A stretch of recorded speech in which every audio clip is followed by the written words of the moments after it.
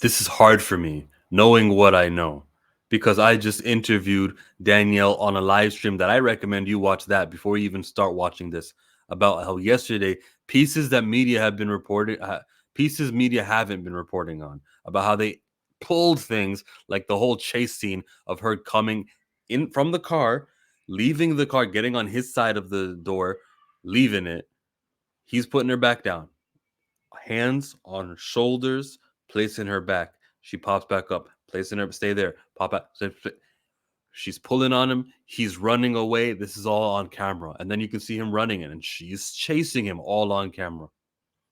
Again, you should watch that live stream. It's 2 hours long, but YouTube has a playback feature called 1.5 speed, and you can definitely, what would that mean? Mathematically, I guess you could get through that in an hour and 30 minutes, I think. I'm wrong, but you should see that. Today, I'm going to look at some of the cross examination because the prosecution stopped asking Stephanie questions and it came back to us. Here we go. Josh Russell says it's day 3, and then Josh Russell also says that Priya Chaudhary will handle cross examination of the ex girlfriend, setting the scene up for Stephanie's cross examination. Major's defense was wearing hot pink. Very important to notice. There's a lot of videos of you dancing at Lucy's, Chaudhry's asked. And those were not played, correct? So again, video files are being pulled, not the important ones. There's like a moment where they played a little bit of audio clip instead of the video. Everything is relevant to March 25 if it happened on March 25. And there is an ongoing limit of what information people are given that I'm noticing here in this whole entire case. Chaudhary asks, your parents have complained about your drinking. That's an objection sustained. Drinking has been a constant source of tension in your relationship with Majors. I guess we're not even getting the answers, right?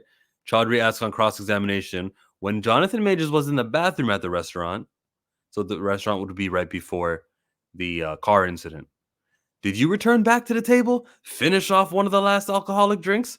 She goes, perhaps I did, perhaps. They may have video evidence of that. But perhaps, I didn't say no. I didn't say I didn't. Just so like they can't play the video later on. It's crazy. Crazy.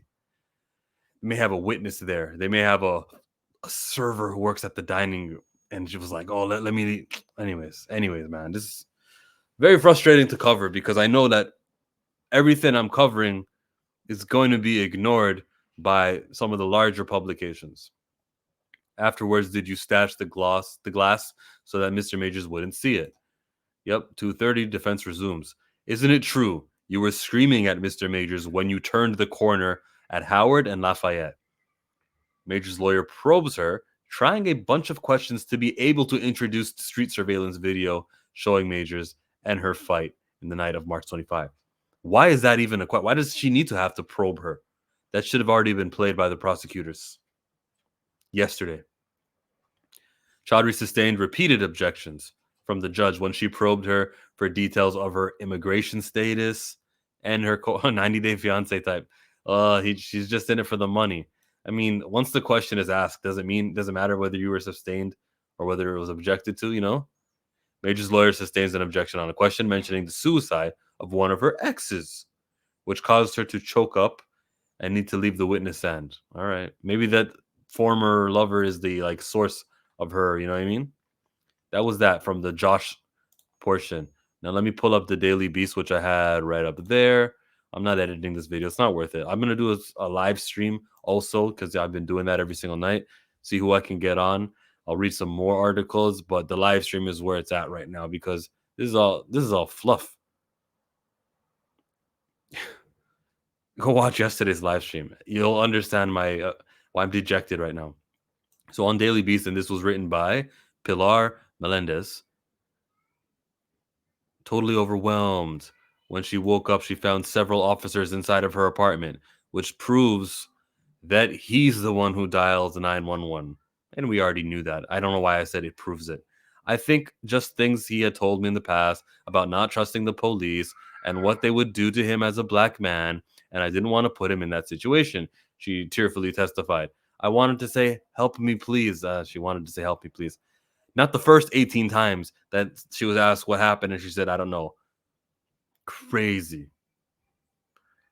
When she found out Jonathan had been arrested, she felt anxious because she believed it was all her fault. It was so confusing, and I loved him still. She said on the second day on the stand, I felt like I should have lied and said nothing happened so that he wasn't in trouble. Aren't you the same woman who's caught on the body worn camera footage who was asking, oh, is this going to be in the press after he gets taken off? I knew that he would be upset with me, and I just wanted to repair it, she says. Bloody gosh. I was totally overwhelmed. The last thing I had in my memory was being alone and being safe-ish. Being safe-ish in his home, right?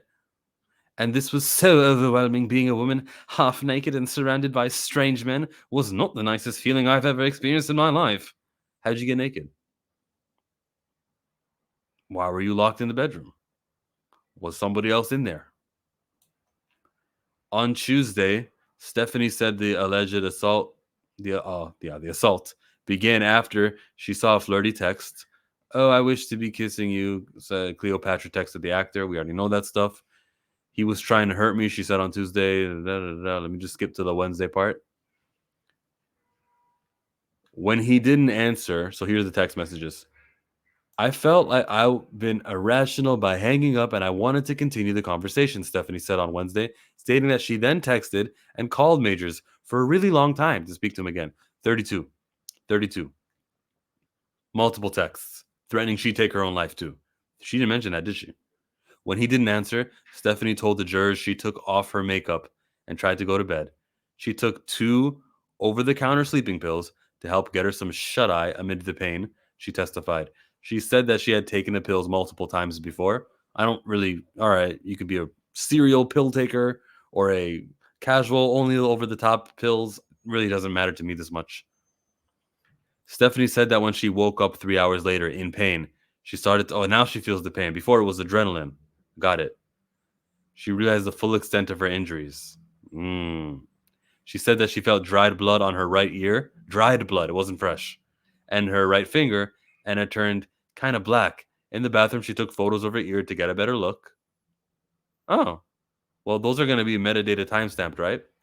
And then they're going to be asking you, you took those photos at this hour, but you didn't take those photos when he did it at the 12 o'clock hour.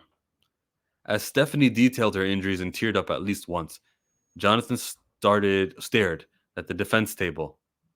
While showing Stephanie pictures of her injuries during cross-examination, Chaudhry asked why there were no photos of the dried blood behind her ear. Because you fell down. That's how you got the ear thing. Stephanie responded that she believed she cleaned her ear with water before the authorities woke her up. I love that because that's a lie that the jury can view and start asking themselves how credible she is. Prosecutors say Jonathan later went back to his apartment the next morning where he found Stephanie and called 911. That's what the prosecutors say. Yeah. And that's what happened. In the safest way I felt possible about the assault, but that she felt nervous when she heard Majors in the next room. Well, she felt nervous. Again, I feel pain. I feel nervous. I felt guilt. These are all feelings. How are you going to prove someone's feelings, right? She can just say anything she wants to say that she felt. It's crazy how that's coming up.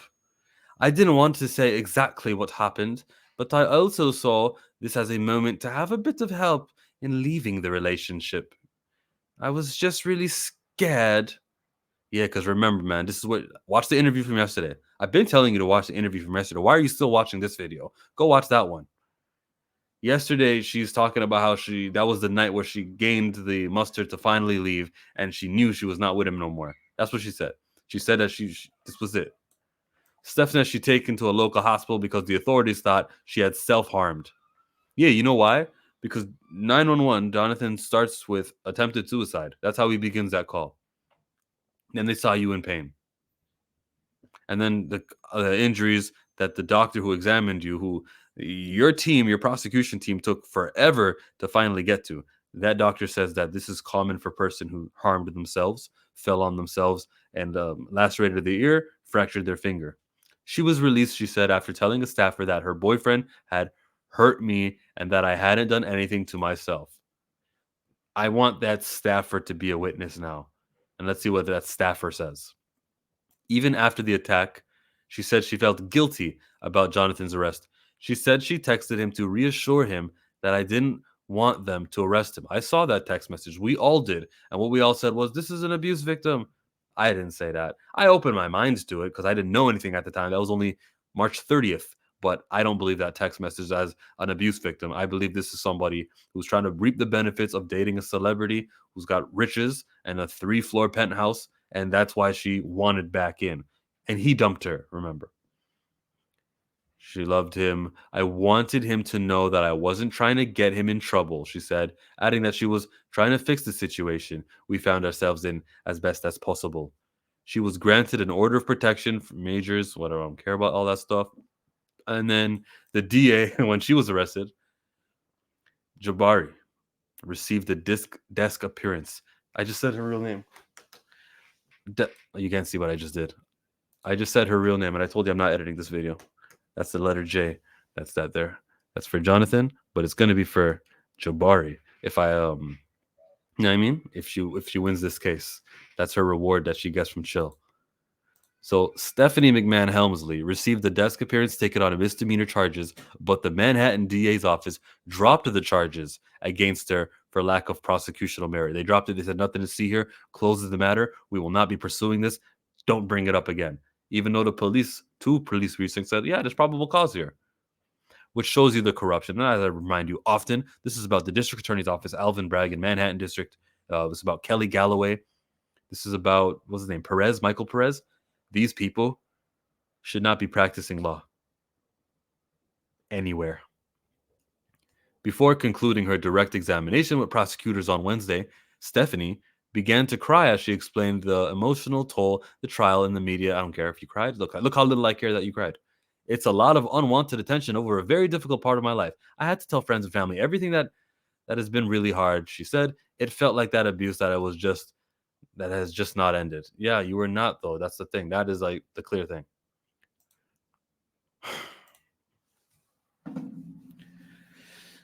Chillmonger out. See the live stream. And this is the big live stream that I was telling you to watch. It's right there. You should watch that live stream right now. It's the last 20 seconds of this video. That's super important that you click on that. It's also in the description. There's no reason why you shouldn't click on that video for a full picture of pictures.